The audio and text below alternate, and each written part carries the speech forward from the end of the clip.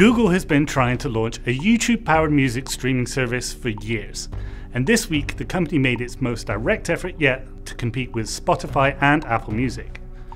The revamped YouTube Music is in the middle of a slow early access rollout, and we've spent the last few days seeing if it can compare with the kings of streaming music, not to mention Google's own Play Music service, which YouTube Music will eventually replace.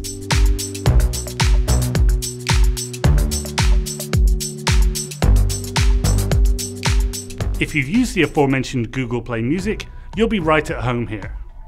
YouTube Music's home screen shows a wide variety of the service's curated playlists, the vast majority of which are also on Play Music. Scrolling through the homepage shows playlists organized by music style or mood.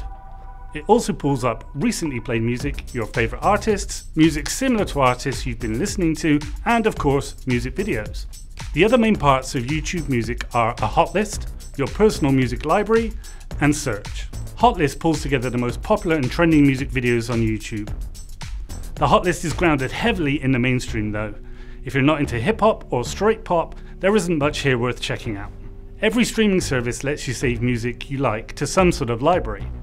And YouTube has done the same here, but it's one of the weaker parts of the new service.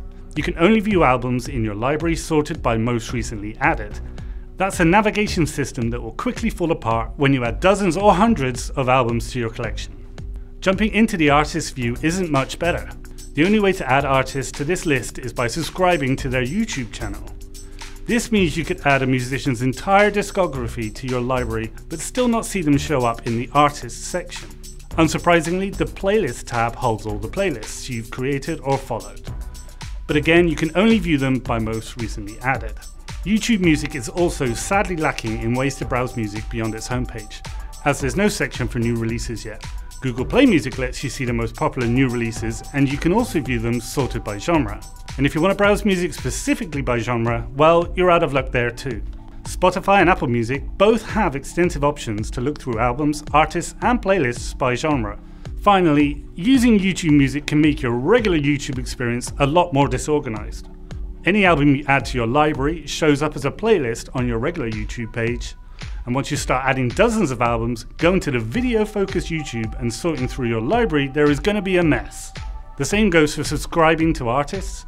If you follow a lot of musicians on YouTube Music, they'll be cluttering up your feed over on the main YouTube page. This all makes YouTube Music feel incomplete. The company said that it wasn't going to shut down Google Play Music until YouTube was feature complete, and it's a long way from that right now. Casual music fans will likely enjoy it, but anyone who's been using Spotify and Apple Music will find this new offering lacking in a lot of ways. In fact, Google is still letting users sign up for Play Music, which also includes YouTube Red for commercial-free videos. At this point, that's certainly a better option to hold you over while YouTube Music continues to be refined.